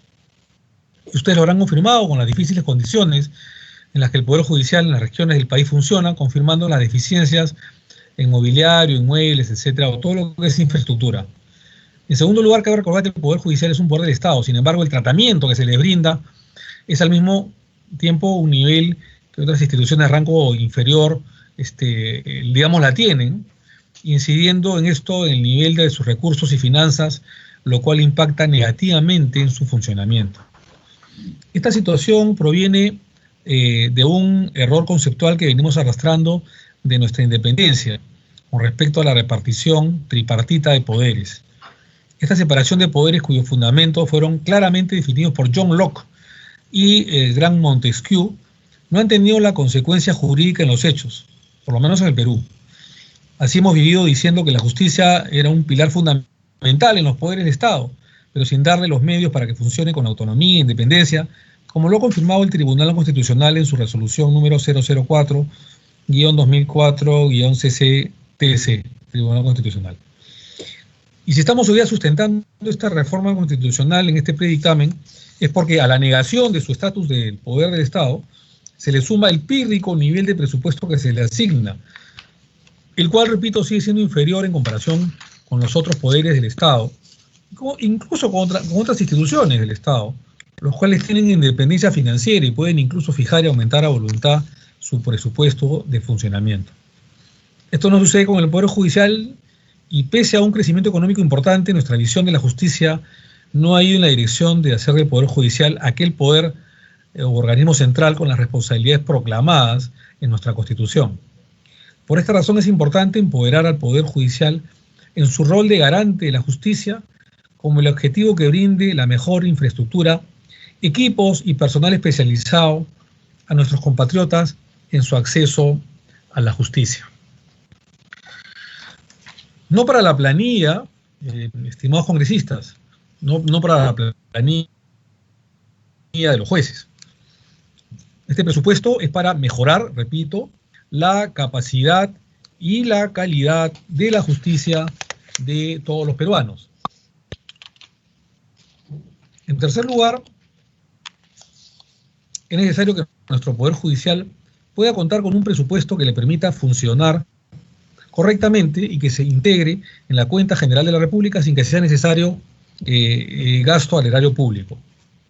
Quisiera decirles que de esta manera tenemos que legislar de acuerdo a las necesidades que tiene nuestro Poder Judicial.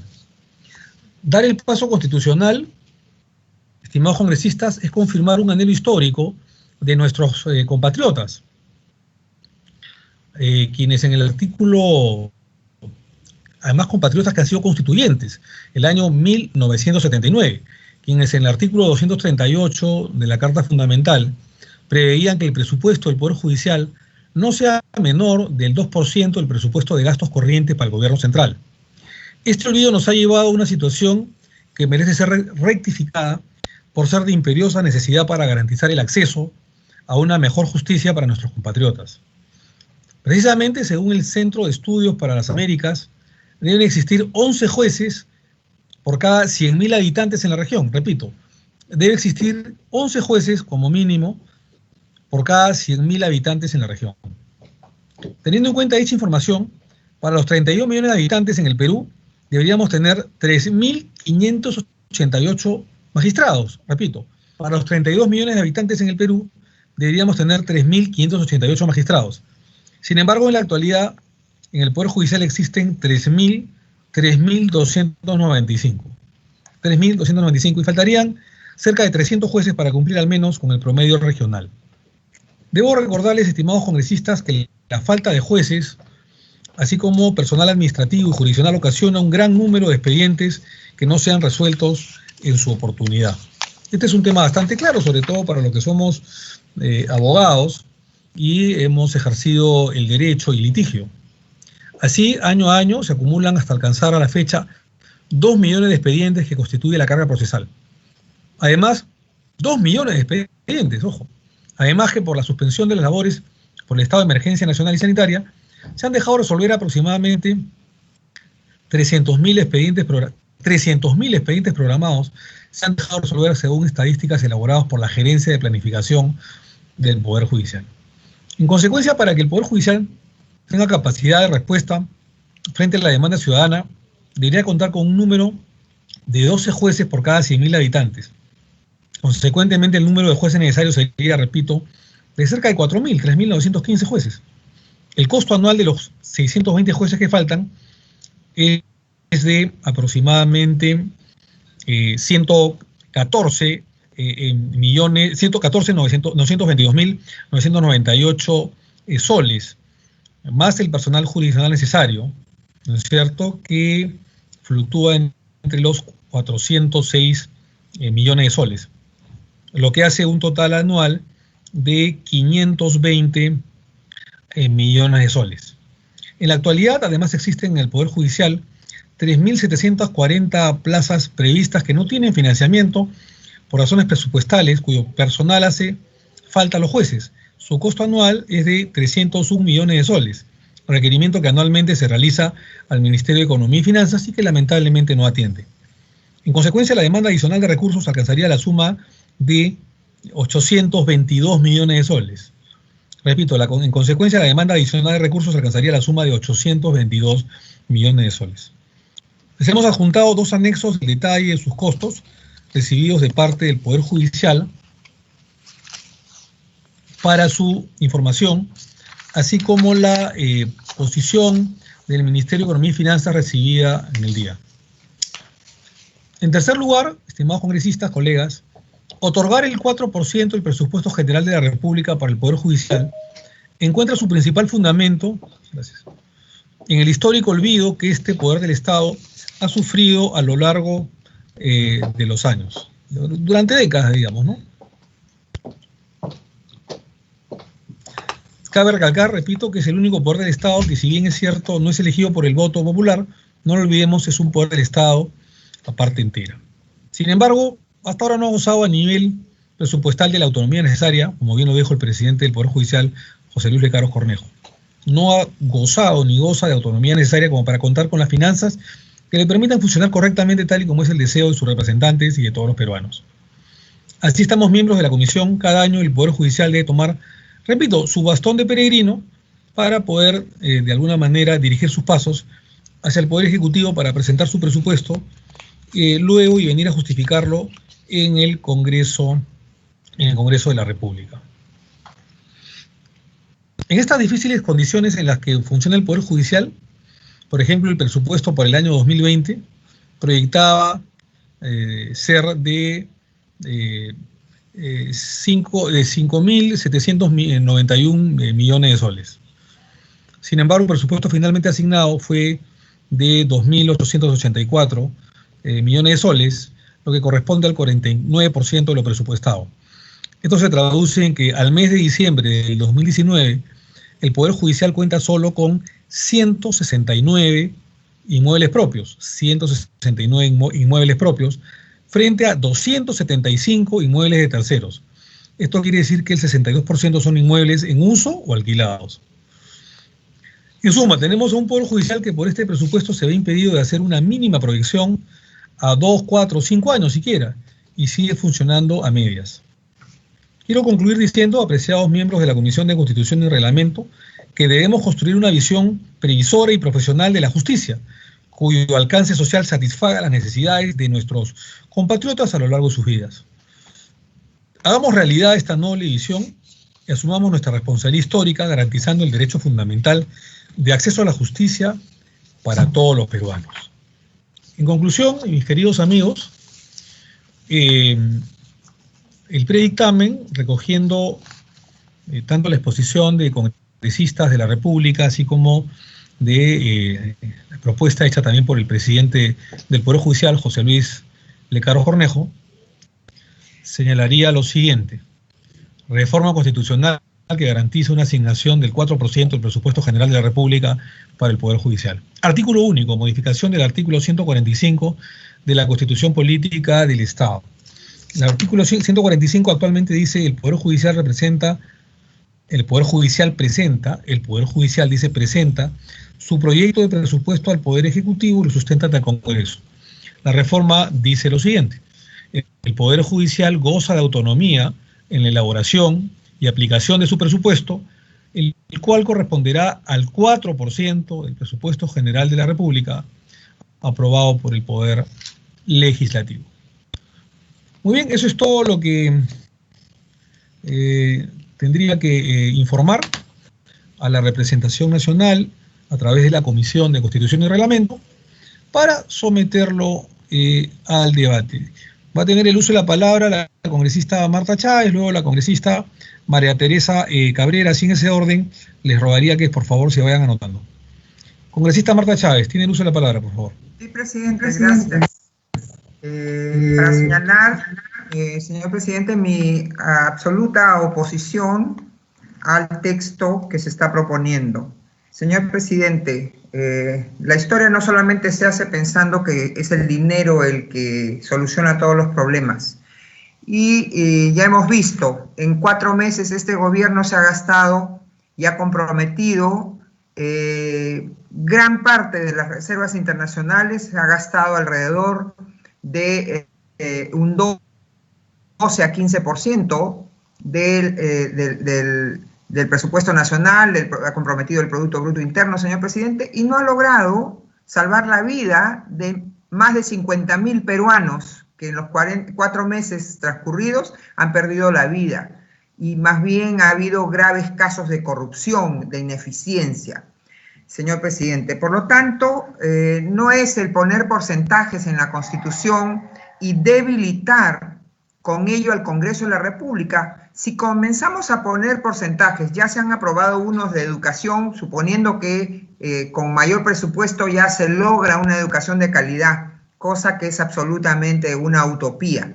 En segundo lugar, ya hay propuestas para el tema de salud, ya hay esta propuesta para el tema del Poder Judicial, ¿no? El Congreso de la República, que es un poder del Estado y algunos consideran que es el primer poder del Estado, no tiene una norma similar que debería tenerla. Entonces, ¿cuánto significaría para el Congreso de la República, aunque sea le pongan su 0.5%, que es lo que gasta del presupuesto general de la República cada año aproximadamente, ¿no? Y entonces, señor presidente, pero acá además no solamente se pone un porcentaje que hace o proyecta o anuncia la inutilidad de las leyes anuales de presupuesto y la inutilidad de la intervención del Poder Legislativo cada año al definir la ley anual de presupuesto. Es más, señor, no solamente se limitan a poner, diríamos, tienen la iniciativa de proponer el 4%, sino que además ponen esto de goza de autonomía en la elaboración y aplicación de su presupuesto. Esto a nivel constitucional, ¿qué significa? ¿Que la Contraloría puede fiscalizar, señor presidente, esa ejecución presupuestal? No, porque esta sería una norma particularísima para el Poder Judicial que así se convierte en juez y parte y en imposible de ser fiscalizado. Por otra parte, señor presidente, cuando se pone la autonomía en la elaboración y aplicación de su presupuesto, también se le está excluyendo al Poder Judicial de la posibilidad de que se asimile a las normas de austeridad que las leyes de presupuesto suelen poner cada año y que tienen que ver con la realidad económica, financiera que vive el país, ¿no? Y entonces, no se podría simplemente, porque tendrían tal autonomía establecida en la Constitución, como no se establece para ningún otro poder del Estado, y entonces para ellos no funcionaría la necesaria austeridad, la necesidad de que se autoricen transferencias, se autoricen modificaciones presupuestales mediante ley, presidente. ¿Esto acaso puede asegurar la calidad de los servicios? Cada año, siempre el Poder Judicial y todas las instituciones, señor presidente, cuando han venido a sustentar sus proyectos, sus presupuestos institucionales, siempre han señalado su mayor necesidad. Sin embargo, señor presidente, cuando vemos la ejecución presupuestal del Poder Judicial, desde el año 2016 por lo menos hasta el año 2019, siempre han tenido además un saldo. El año en cuanto a la ejecución, ¿no? El año 2016 solamente ejecutaron 98.2%. El 2017, 96.6%. El 2018, 95.8%. Y el 2019, 95.7%. ¿Dónde está entonces la carencia si han tenido todavía un saldo no utilizado? Y es más, si analizamos el comportamiento en lo que va del año, teniendo en cuenta ciertamente el tema de la epidemia y todas las cosas que se han frustrado a partir de la inamovilidad y la cuarentena decretada a mediados de marzo. Sin embargo, hasta el momento hay varias cortes, señor presidente, cortes superiores de justicia, que solamente tienen hasta ya entrado el mes de agosto, ¿no? La Academia de la Magistratura tiene solo ejecutado el 23.1% de su presupuesto. La Gerencia General del Poder Judicial, 31.6% de su presupuesto. La Corte Superior de Justicia de Ancash, 33.1% de su presupuesto. Y así, señor presidente, el que más tiene ejecutado hasta el momento es la Corte Superior de Justicia del Santa, con 47.2% de su presupuesto. Entonces, señor presidente, creo que estamos tratando de engañarnos. Ciertamente el Poder Judicial tiene problemas y ciertamente también tiene muchos aciertos, ¿no? Como sucede en cualquier institución, pero querer convertir el presupuesto y la autonomía presupuestal y un porcentaje en la llave mágica que hará que al día siguiente todo cambie y tengamos un Poder Judicial ideal, casi similar a la justicia divina, señor presidente, es querernos engañar y distraernos, ¿no? Entonces, presidente, yo creo que la fórmula que se ha planteado es excesivamente riesgosa, no es lo que merece el Poder Judicial, creo, ¿no? El Poder Judicial no necesita, pues, estar por encima de la Constitución y de toda fiscalización. El Poder Judicial necesitará, por supuesto, un presupuesto adecuado, pero el poder Legislativo también se rige, ciertamente, es el que aprueba la ley de presupuesto, elabora su propio presupuesto, como lo hace también el Poder Judicial. ¿no? La diferencia está en que el Poder Legislativo tiene un presupuesto que no supera el 0.5% del presupuesto general de la República. Pero también, qué duda cabe que el Congreso de la República es fiscalizado, no solamente por la opinión ciudadana que nos ve sesionando, que nos ve debatiendo, cosa que no sucede en otros poderes del Estado, que debaten y que elaboran sus decisiones a puerta cerrada. Estoy hablando del propio Poder Ejecutivo sobre todo, y muchas veces, gran parte de las veces, el Poder Judicial, ¿no? Y que no vemos cuáles son las deliberaciones, sí vemos las sesiones públicas, las llamadas sesiones públicas, donde las partes públicamente dan cuenta de su parecer, son escuchados y punto, pero nunca vemos los debates a nivel de un tribunal supremo, de un tribunal superior, señor presidente. Y si a esto le agregamos un proyecto de ley que presenta el propio Poder Judicial y que la semana pasada se sustentó, por el cual se pretende cambiar las reglas de la elección del presidente del Poder Judicial, que deja de ser el presidente del Poder Judicial y para ser el presidente de los jueces, y es que es elegido en una elección universal entre todos los jueces de la República y ya no solo en el estamento supremo. Señor presidente, entonces, sumado esto, ese proyecto, a este dictamen y a esta propuesta, entonces vamos a tener pues que el que quiera convertirse en presidente del Poder Judicial va a tener que ofrecer el oro y el moro, y va a tener pues hasta un 4% del presupuesto general de la República para hacerse elegir, porque aunque digan que no van a hacer campaña, por supuesto que la van a hacer. El proceso eleccionario casi va a tener los visos de la elección de un sindicato, no así de una institución, de un poder del Estado, donde el presidente de la Corte Suprema hasta el momento viene siendo elegido por sus pares, los vocales supremos, que conocen y trabajan diariamente y se conocen y trabajan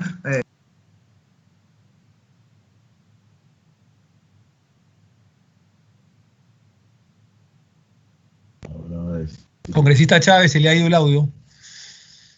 Perdón, gracias presidente por avisarme, pero no sé qué pasa que espontáneamente el audio se va cuando yo intervengo. Bueno, señor presidente, entonces decía, si sumamos esta iniciativa con la iniciativa que también tenemos nosotros en discusión sobre la elección del presidente del Poder Judicial, que en un modo en que convierte al presidente del Poder Judicial en el presidente de los jueces, en casi un director de sindical, ¿no? Donde será elegido aquel que ofrece mejores reivindicaciones laborales, ya sea económicas o de condiciones de trabajo para los jueces, para los trabajadores judiciales y para los trabajadores administrativos. Entonces, señor presidente, yo creo que esto es muy delicado. Desde ya señalo, y ojo, que no estoy de acuerdo, no estoy en contra de la justicia, porque claro, se suele presentar, hagamos historia con la administración de justicia, reparemos, tal, nos llenamos pues de argumentos para hacer linda la propuesta. Pero, señor presidente, yo creo que sería muy perjudicial, no solamente para el propio Poder Judicial, sino para el Estado mismo, el hecho de que estemos modificando la Constitución para incluir esta norma, para modificar el artículo 145 de la Constitución, de modo tal que no solamente se agregue un 4% del presupuesto general de la República para el Poder Judicial, sino se establezca esto que me parece más peligroso aún, la autonomía en la elaboración y aplicación de su presupuesto. Es decir, señor presidente, adiós rendición de cuentas, adiós intervención de la Contraloría General de la República, porque esta es una norma específica, particular para el Poder Judicial. No estoy de acuerdo, señor presidente, adelanto que votaré en contra de esta propuesta. Y no se diga que no quiero que los jueces y el Poder Judicial no tengan autonomía, no tengan calidad, no tengan idoneidad. Por supuesto que lo deseo. He sido, señor presidente, también abogada litigante antes de ingresar a la política. Felizmente me distancié de ser abogada litigante como corresponde, creo, a un político. sé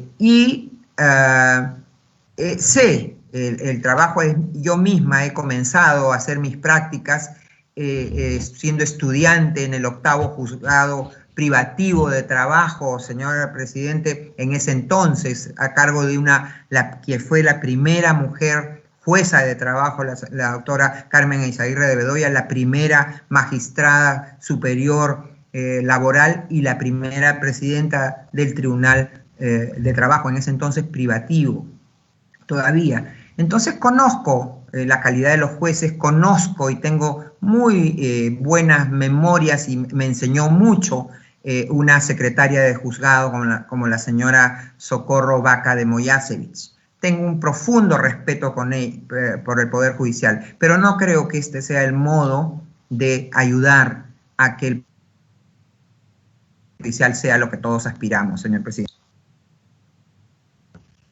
Muchas gracias, congresista Chávez. Tiene el uso de la palabra ahora la congresista María Teresa Cabrera, con total afecto. Adelante, por favor, congresista Cabrera. Gracias, presidente, y por su intermedio, mi saludo a todos los integrantes de esta honorable comisión. En principio, invoco la aplicación del principio de ubicuidad. No hay que confundir que estamos ante un proyecto de ley que pretende la modificación del presupuesto del Poder Judicial en base del artículo 145 con el otro proyecto de ley que es la democratización del Poder Judicial para que el presidente del Poder Judicial, ¿no?, sea elegido por todos los jueces de todos los niveles del país. Bien, hay algo que aclarar y es muy importante. Se pide la modificación de este proyecto, sin embargo, se modifica el artículo 145 de la Constitución.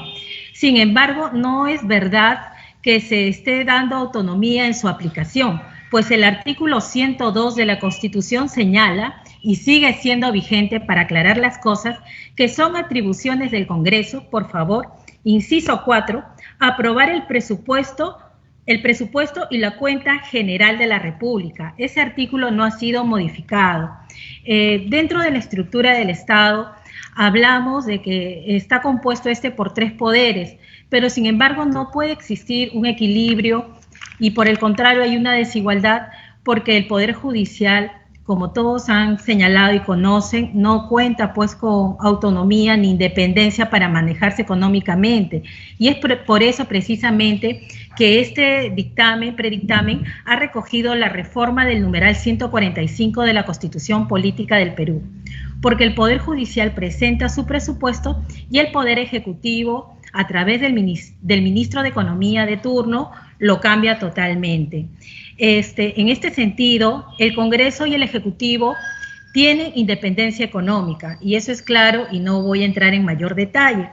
En cuanto a que no se ejecuta todo el presupuesto, es porque solamente el Poder Judicial no maneja dinero, solamente cuenta con crédito presupuestario, y hay planes de trabajo que se quieren realizar y no se pueden finalizar porque precisamente solamente tenemos créditos, y el Ministerio de Economía nos los demora para aprobar. A veces pasa del periodo de un presidente de corte a otro, y el Ministerio de Economía no nos termina de dar la respuesta nunca. Eso es lo que ocurre. Y entonces es que los presidentes de corte no se van a quedar con el dinero del presupuesto, tienen que devolverlo porque es su obligación, ¿no?